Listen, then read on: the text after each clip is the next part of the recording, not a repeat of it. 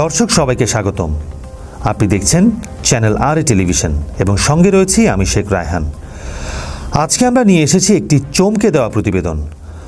মানিকগঞ্জে গোপন অভিযানে ধরা পড়েছে প্রায় 180 লিটার নিষিদ্ধ অ্যালকোহল। শুনে অবাক হচ্ছেন? চলুন জেনে নিই বিস্তারিত।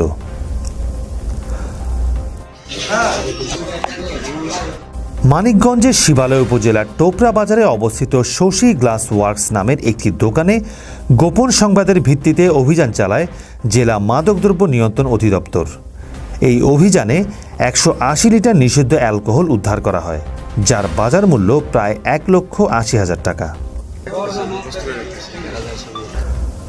অভিযানে আটক করা হয় মোবারক হোসেন ওরফে সবুজ, যিনি 10 চিড়া গ্রামের বাসিন্দা।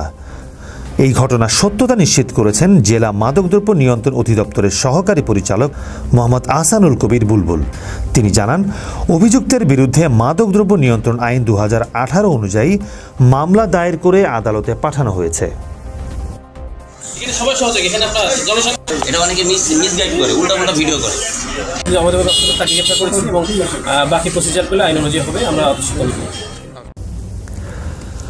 মানিকগঞ্জে এই ধরনের অভিযান প্রশাসনের কঠোর অবস্থানেরই প্রমাণ।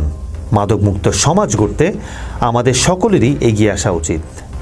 আপনার এলাকাতেও যদি এমন কোনো সন্দেহজনক ঘটনা ঘটে, দ্রুত প্রশাসনকে জানান এবং সচেতন হন।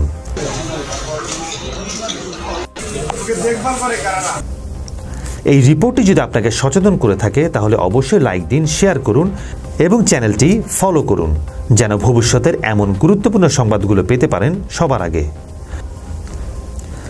দেখছিলেন মানিকগঞ্জ থেকে মাহবুব আলম তুষারের রিপোর্ট।